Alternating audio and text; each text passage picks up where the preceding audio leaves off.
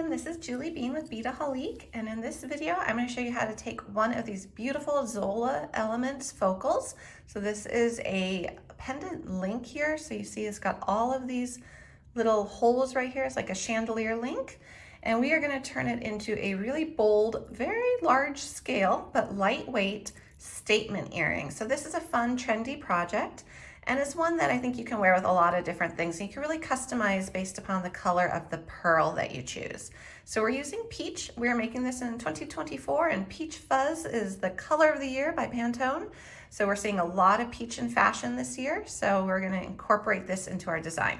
So if we break it down, we have a really nice, pretty simple earring hook, a beautiful vintage link here. So it's got a hole on either side, or I should say a loop. And then we are connecting that with a jump ring to this Zola Elements beautiful acetate piece, which is very, very pretty. It's quite striking. It's quite large in scale too, but it's lightweight because it's acetate. And then we're going to hang pearls from those bottom loops. So a fun, quick project, makes a very bold statement, and one that I think is going to be really fun to wear in the spring and the summer. So you'll need your focal. You'll need 2 of these. You are going to need 2 of the vintage pieces. You're going to need 5 pearls per little dangle, and we are using Preciosa in peach. You're going to need some head pins and a couple jump rings and the earring hook. For your tools, it's your standard tool set. You've got a pair of cutters. You have a pair, actually 2 pairs of chain nose pliers and a round nose or wire looping. I like the wire looping if you've seen my other videos here at Beadaholique. Okay guys, this is what we're gonna make, and you'll see it comes together pretty quickly and pretty easily. To start, why don't you clear off your tools just so that they're not here, or I should say I should clear off my tools so that they're not in the way. And then I'm gonna start with the dangles. And so if you look at the size of this, it's not too thick, but it is a little bit thicker. So we do want to make sure that we'll take into account the thickness of the piece and the space here between the hole and the edge. So we're not going to make super tiny loops. So let me show you. So if you look at your round nose or your wire looping, your smaller loops are done right here. Your largest loops are done at the back, because you see that this goes from a small tapered point and it gets larger and larger as it goes down. And so we're going to be making our loops kind of right here. So not quite halfway, just right about here, to make sure they're big enough to accommodate the size of your focal here. So to do that, you won't change how you make them at all. So you're going to start by putting a pearl or whatever bead you want to use onto your head pin.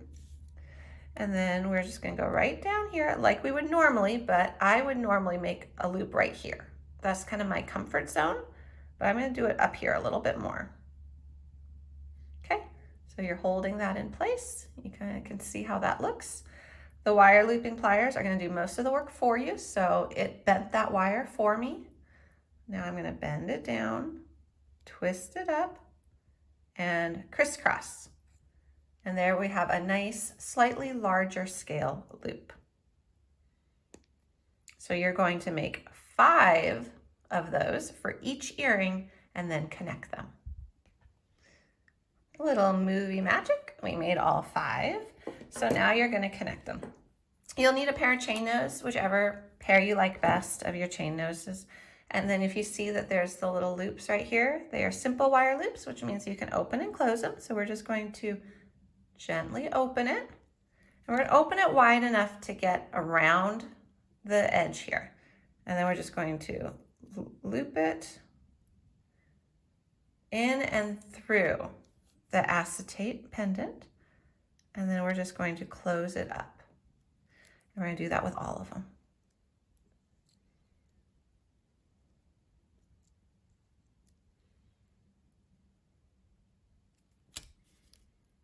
And we're just going along the line here.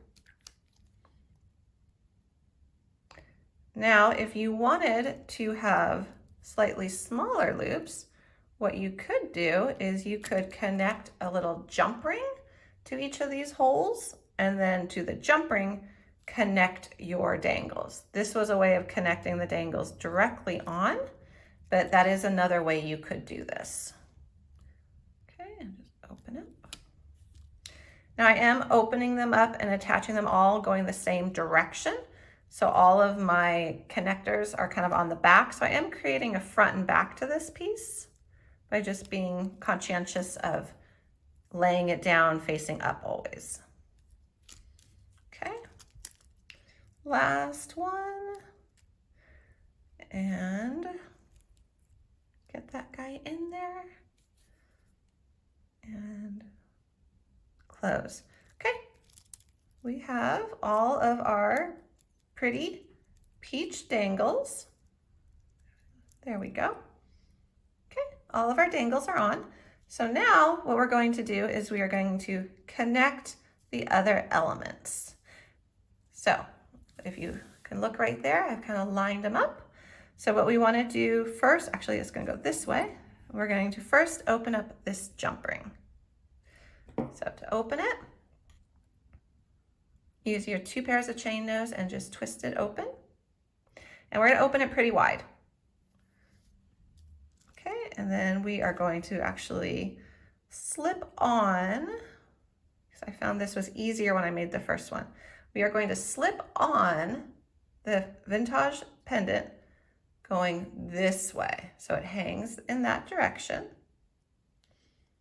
Okay, and now you want the right side of the pendant, the correct side, to be up against the acetate.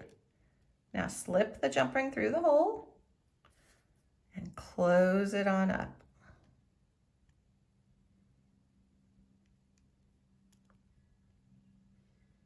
And make sure it's good and closed, okay?